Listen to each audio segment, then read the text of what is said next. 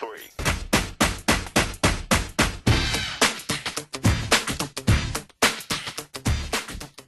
Hey everyone, welcome to another episode of the Idiomatic Top 3.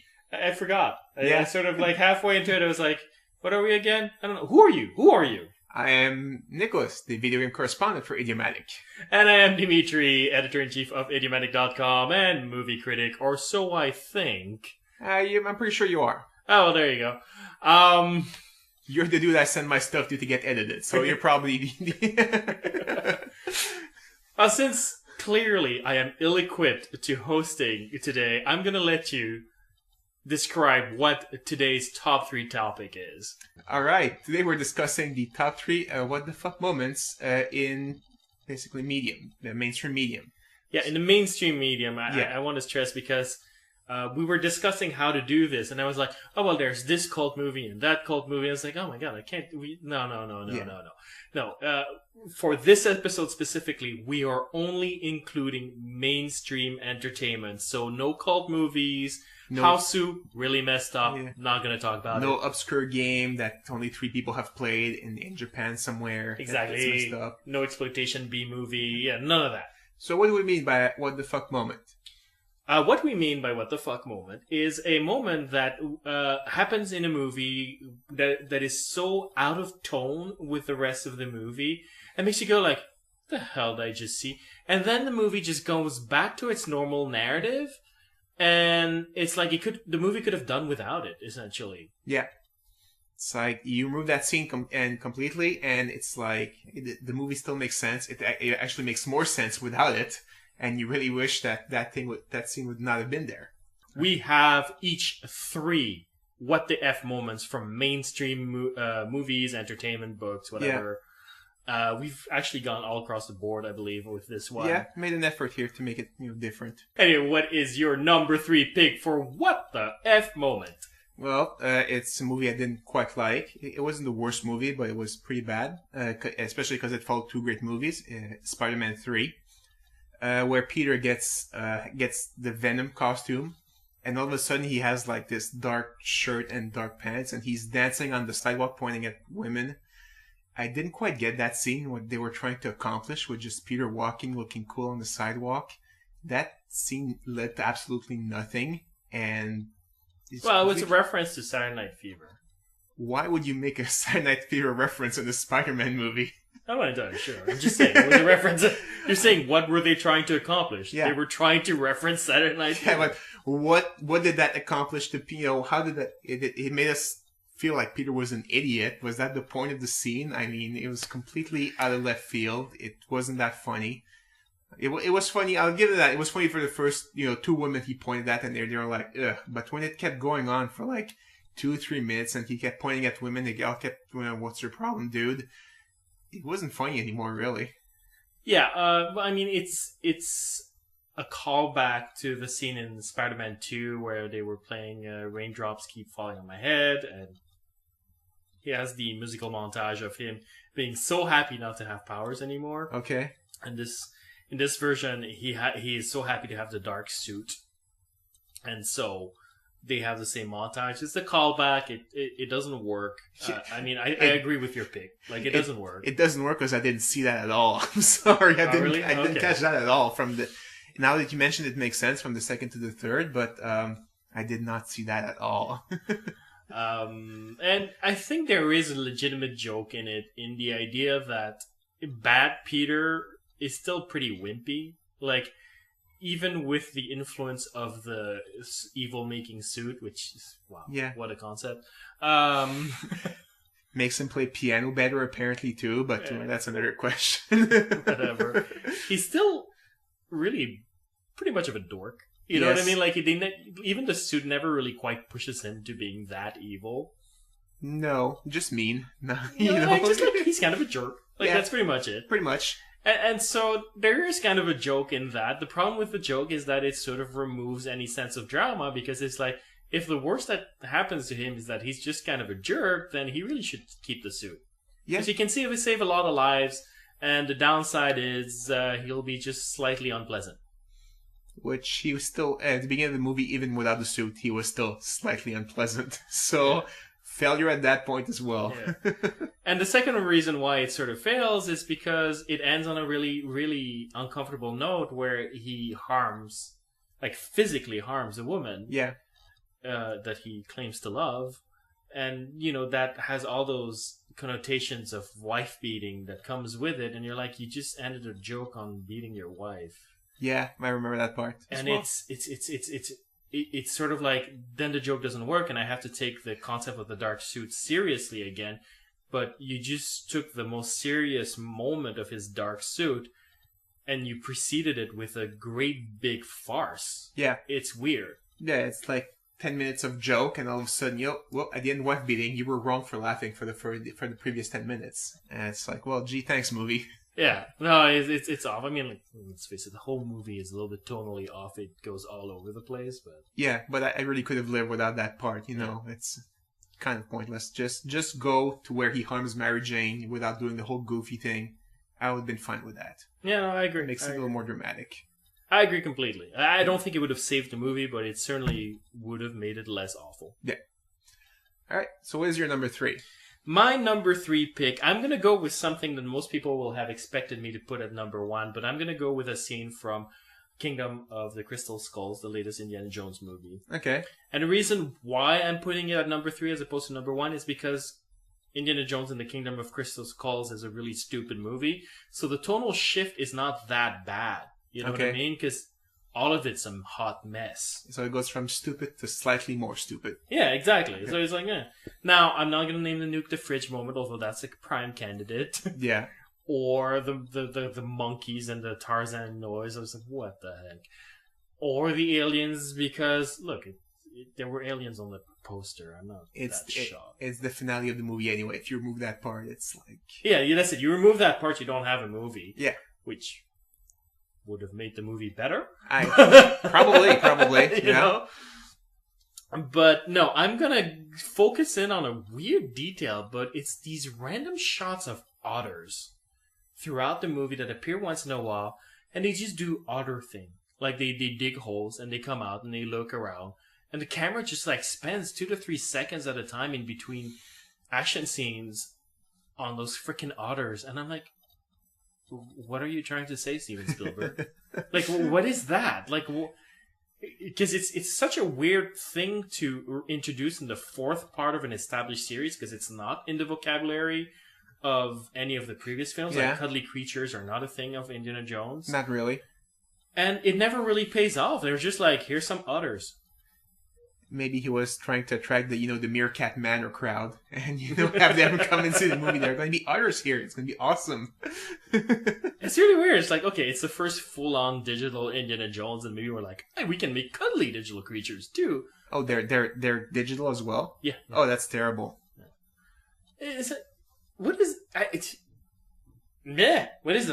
I don't know. That seems weird. A weird choice to me. And I guess it's a break from the action. Yeah, well, like, look, it's a little punctuation thing. But, like, again, Indiana Jones is supposed to evoke the the matinee serials from the 40s and 50s and whatnot. And I do think that the alien thing is a problem to begin with, because those serials were clearly separated in either sci-fi or mystical adventure. Okay. And you just had Indiana Jones jump from one to the other is a little bit off-putting in terms of the genre that you're supposed to be in. Mm-hmm. But whatever. One thing I know for sure, there weren't others in those movies. Like, I don't know what those things... I don't know where they come from. I don't know what they were thinking. I don't know what they're supposed to mean. It bugs the crap out of me.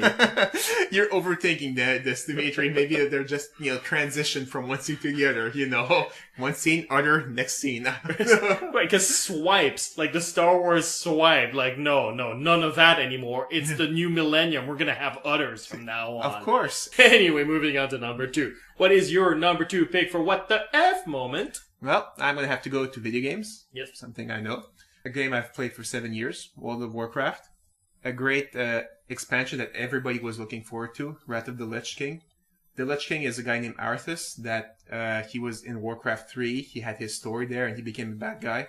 Everybody wanted to kill him. So we knew at the end of the expansion we were going to have to kill Arthas. We were all looking for that. That was going to be the final raid of the instance.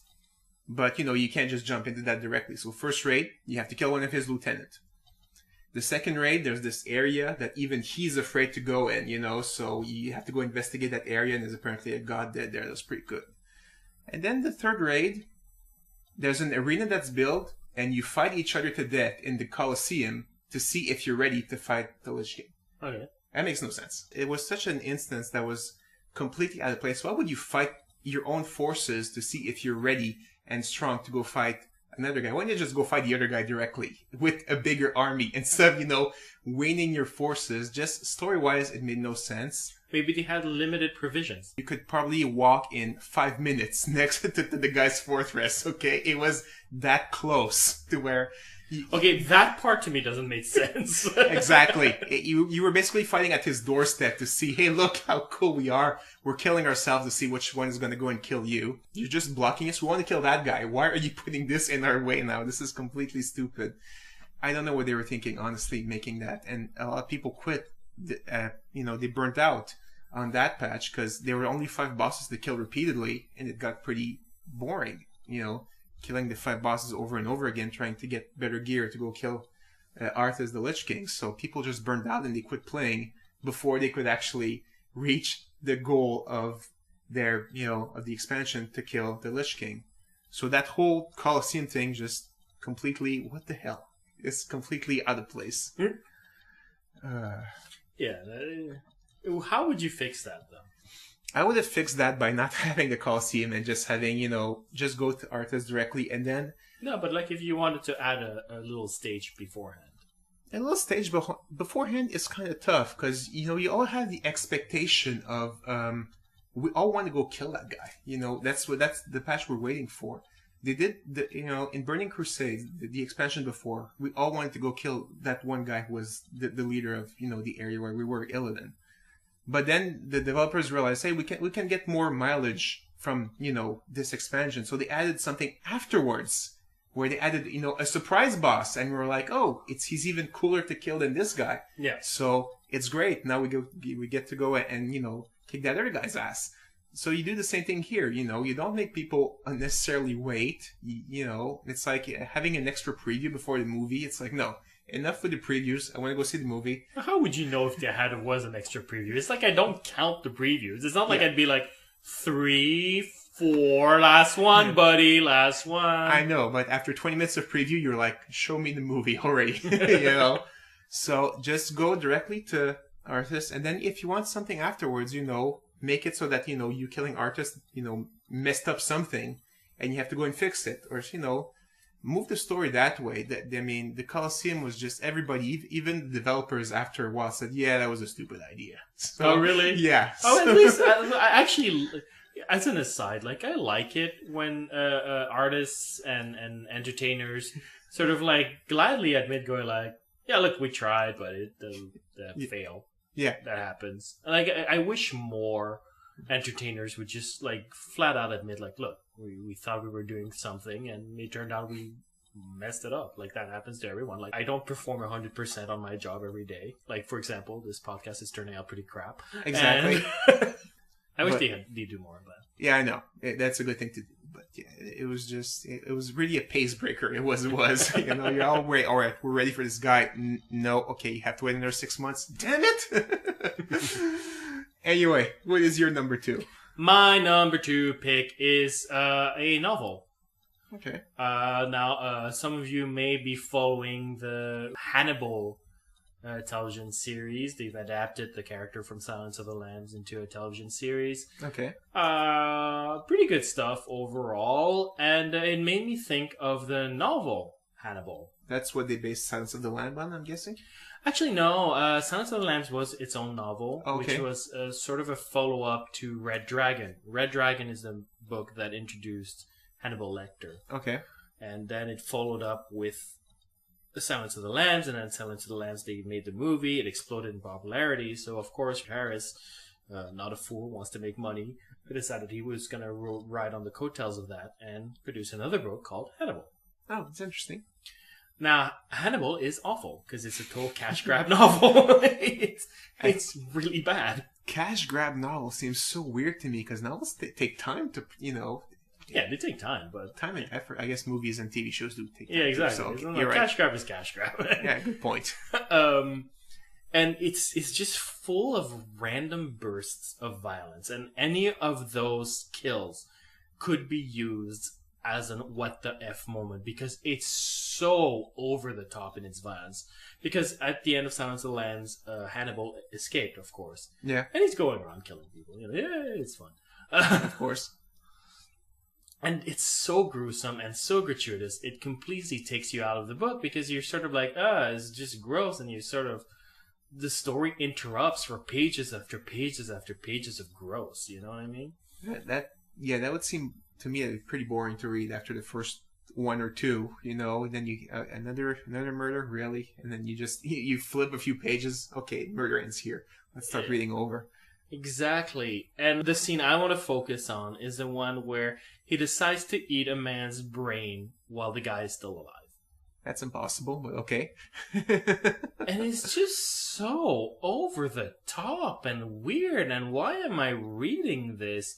It doesn't even really fit Hannibal as a character. Like, he's never been sadistic, he's a cruel man. Well, he's psychologically sadistic, I guess you could say. But, like, physically sadistic that way, it's just so over the top and so unlike the gentleman madman that we met in the previous books, you know what I mean? Yeah. So it's just such a weird, stupid scene. It's just before the end of the book. Okay. And I feel like I'm going to go ahead and spoil the book. So if you still want to read it, it's a little bit late. Come on, that book's old. Yeah. I'm going to go ahead. Okay, so in the book, which is completely different from the movie, Clarice catches up to him because she's trying to catch him. Yeah. She handcuffs herself to him. So that, because she knows that he's not going to hurt her because he likes her. And that's how Hannibal thinks. Okay. And that's the only way she's going to catch him because he's Superman and keeps disappearing. And, no, really, that's how it's written. Okay. And in the book, he starts talking to her and they start having a conversation and they start having an honest conversation. He admits that he's fallen in love with her. And she admits that she's not indifferent to him. And then they end up together as a couple of serial killers and live happily ever after in that twisted lifestyle of theirs. Okay. My God, this is bad. Like, this is awful. That's the last thing you'd ever want to read Clarice do. Yeah. It's barely like Hannibal. Hannibal is a narcissist. He's a distant creature. He respects Clarice, but he doesn't want to bone her because he's so wrapped up in himself. Yeah. Like, it's so random, weird, stupid. It's preceded by my actual pick for what the fuck moment, which is when he eats the brains. Like, this is just like one awful on top of more awful. It's like, it's gross, it's stupid, it's yuck. But in the book, with so many, what the fuck moments, if you remove them all, I mean, what are you left with, like 3 pages? If you remove all the gross scenes, you'd still have the pursuit between Clarice and Hannibal who are trying to catch it. So you'd still have a book. That'd be interesting. Yeah. Exactly. And the ending, obviously the ending you have a problem because it's the ending. So if you remove the ending, you have a book without ending. But at the same time, I feel that you could easily have ended the book with Clarice handcuffing herself to Hannibal and just leave it out there where she's found the solution to catch Hannibal, to play on the only humane part of him, which is his affection for her. And you have a respectable conclusion right there. Yeah. Or you could do what the movie did, which is actually remarkably clever. Because what the movie does, again, spoiler alerts, people. Yeah. She handcuffs herself to him. He can't leave. He says, like, well, you know that I can't escape without somebody's arm getting cut off. And she's like, I know, but it's the only way I'm going to stop you. And it's the only way I found. And I know that you respect me because I'm a person that will go to these means. And she's like, you're right. I think you're adorable. So the police gets there They get to her, and there's blood all over around the kitchen, and Clarice is going like, it's not mine, don't worry, don't worry, don't worry. He went out the back door. And they run after him, and you see on the kitchen table that Hannibal cut off his own arm to get away, because he didn't want to harm her, but was willing to harm himself. Why didn't she follow him, though? Oh, no, you cut your arm off. Gross. Oh, you're running. That's fine. You go. No, but I think there was a reason, but I don't know what it was. Because she might have handcuffed herself to something at the same time as handcuffing her. Oh, that makes sense. Yeah. I don't actually remember the details. But the idea being, like, the dynamics are intact. Yeah. You know, he's still a narcissist who still respects her tremendously and still is willing to take a part of himself rather than take a part of her. That makes their relationship still special, but it still makes him a completely messed up human being, and it doesn't ruin Clarice as a character. Yeah. So yeah, it's bad when the ending is like, what the hell. But yeah, like you mentioned, those other parts. Yeah, if you those seems like really really pointless. I don't remember in any of the movies, pointless gratuitous violence like that. Yeah, it's completely pointless. It's such an unpleasant book. It really is. Okay. I don't recommend it, people. I think if you want to read some of Harris's work about Hannibal Lecter, Silence of the Lambs is a really good book, and Red Dragon is a terrific book. By terrific, I mean, like, look, it's not high literature, but it's mighty entertaining. Okay. And Hannibal Rising, honestly, it's a little bit X-Men-y for my taste. Okay. Talk about a book with what the fuck moments, like Hannibal Lecter at one point with the samurai swords. It's a little bit weird, but wow. Yeah, it's weird. But honestly, not nearly as bad as Hannibal. So there you go, folks. A little retrospective of the Hannibal books for you. All right. All right.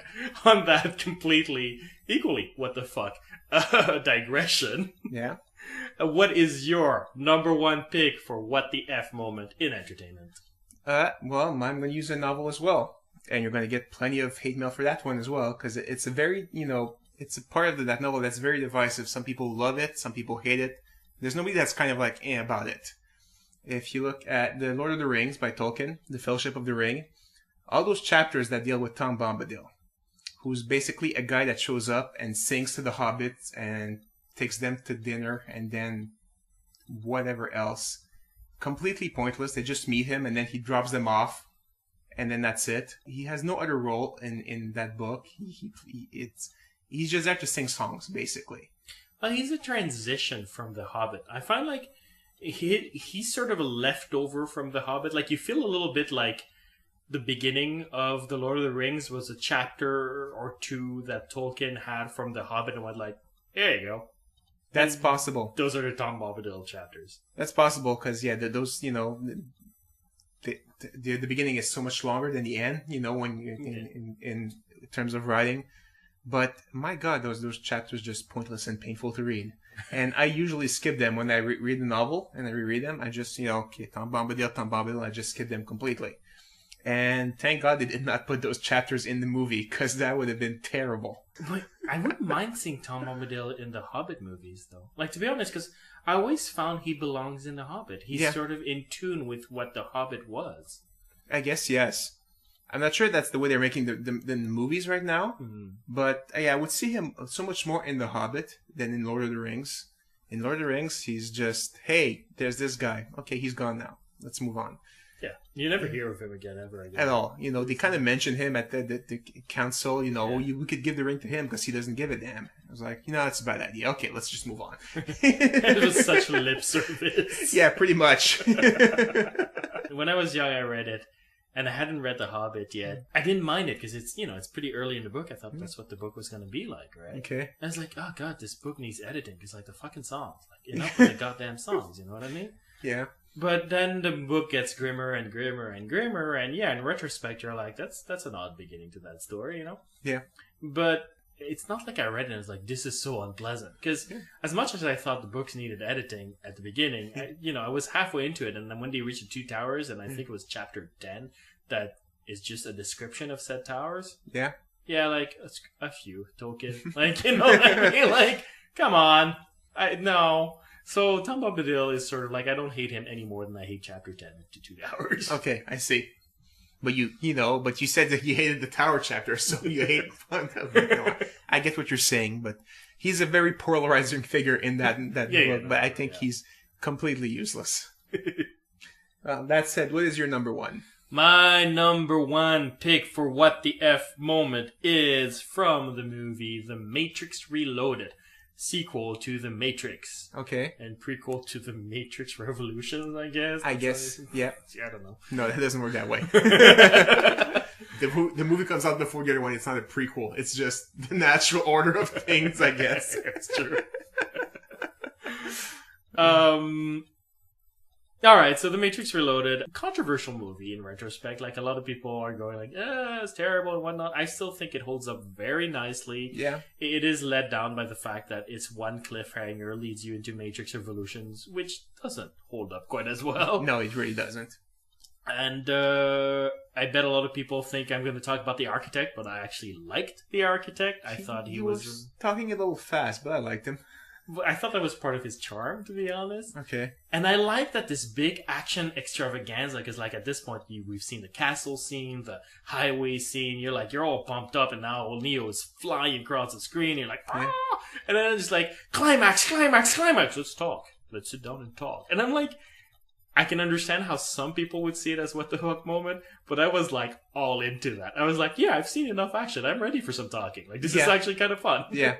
Even pointless action, like when he fights the Oracle's bodyguard, and you're like, you really need that part? Seriously? Yeah. Somebody's stunt coordinator felt like being in the movie, but Indeed. But no, the scene for me that always takes me out of the movie is once they reach Zion, the real world Zion, and they get back from their mission.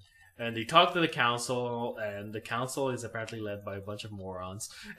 Yeah. And then they go like, oh, let's relax. And they open the door, and it turns out that Zion is a rave party. Yeah. And everybody's having orgies at night. And that's what humanity's fighting for, the right for rave orgies. Yeah. Basically, they listen to Morpheus do a speech, and then he basically says, let's start the orgy. And they all go at it. Yeah, pretty much. And I'm like, what the hell am I watching? I know. I was like, I honestly at that point I'd rather be in the Matrix. You know, I'd really rather be in the Matrix at this point. It's kind of gross to me. I mean, and I don't want to say that raves are gross. They have their appeal, but it's just when you put it in the context of this is the humanity we're fighting for, and you're like this sort of hedonistic chipum techno music, let's have sex without thinking. It's sort of like, really, that's what we're fighting for? Like, because that seems like a form of escapism as well. So how is this a counterbalance against the escapism of the Matrix? Yeah, at least in the Matrix you eat good. Yeah, eat good stuff. Yeah.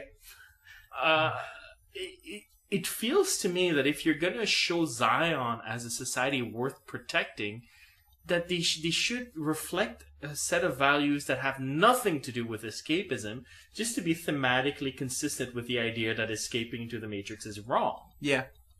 Raves are almost the opposite of that.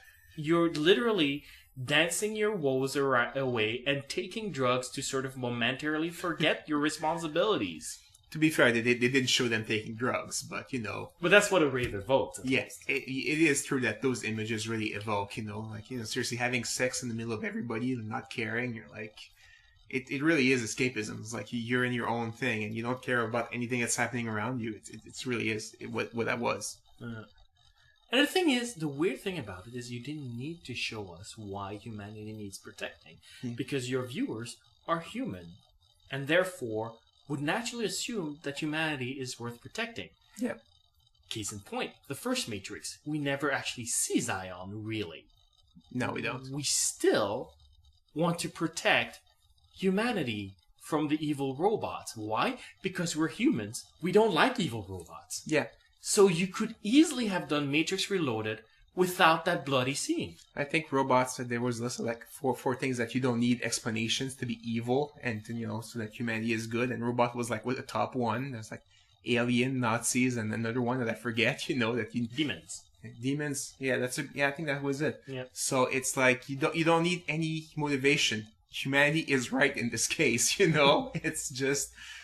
Well, I guess Nazis are kind of part humanity, but whatever. They're they're Yeah, evil. but they're evil. Yeah, You basically. don't need to explain why a Nazi is evil. Yeah, exactly. So yeah, you didn't need to show that. I guess rave dancing humans are good and machines are. You don't need that. And even if you try to do it, then you fail. Honestly. And then also the scene involves Neo and Trinity having sex, which I feel that sex scenes are a tricky thing in the sense that the minute you have them, it's a release. Like having sex is a release. Yeah. And so you cut the sexual tension between the two characters and you're like, you care about their couple just a little bit less as a result. It's a weird thing. Yeah. And I understand that you might want to sort of show that they've become a full-on couple. Well, in that case, let them make love in a sort of sweet, romantic way instead of having some rave sex. Well, they leave the rave, though, to have sex. So, they're not part of that crowd. They're Yeah, that's true. Once getting turned on by watching a bunch of strangers having sex to techno music and their fetish fully fulfilled, oh my God. Then he can get it up and they can have sex together. Spectacular. Yeah. That scene came out of nowhere, and it was like, what am I watching? Is this still The Matrix, or did I get in the wrong theater, or what the hell? Is it like the Matrix with 3 X's at the end or something? I don't know. Nice. On that note, if you want to share with us your what the F moments in entertainment, and there are a lot, and mainstream entertainment, I want to say, because there are some really golden, messed up moments in fringe entertainment. Yeah. You can write us at mail@idiomatic.com or post a comment at idiomatic.com. We're also on Twitter. We're also on iTunes. We're also on Facebook. If you haven't yet, please like us on Facebook. It actually really helps us out in terms of getting support to continue delivering content, so we'd really appreciate it. Yep. All right, bye. Bye.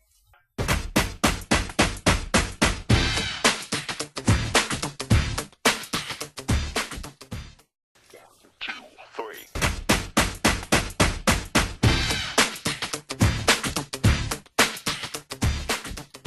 Hey everyone, welcome to another episode of the Idiomatic Top 3. I forgot. I sort of like halfway into it, I was like, what are we again? I don't know. Who are you? I am Nicholas, the video game correspondent for Idiomatic.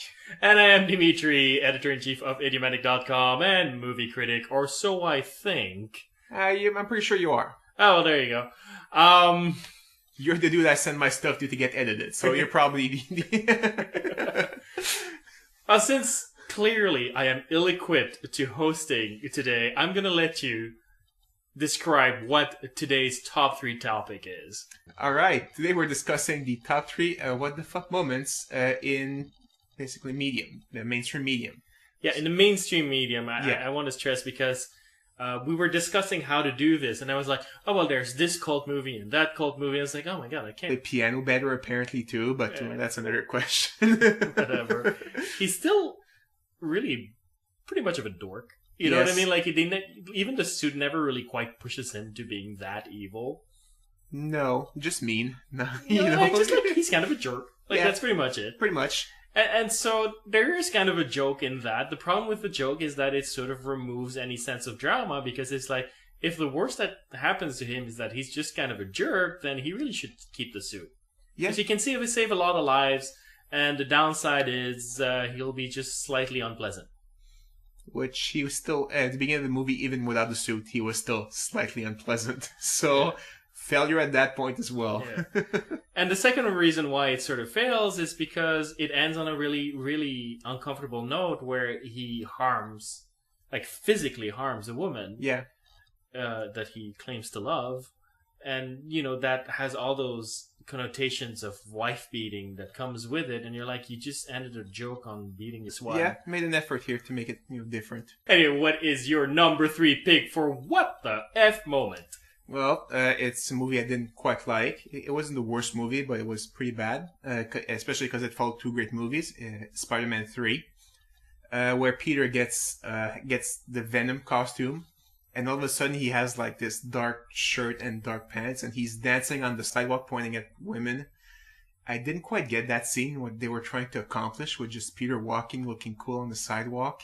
That scene led to absolutely nothing, and Well, it was a reference to Saturday Night Fever. why would you make a Saturday Night Fever reference in a Spider-Man movie? I'm not entirely sure. I'm just saying it was a reference.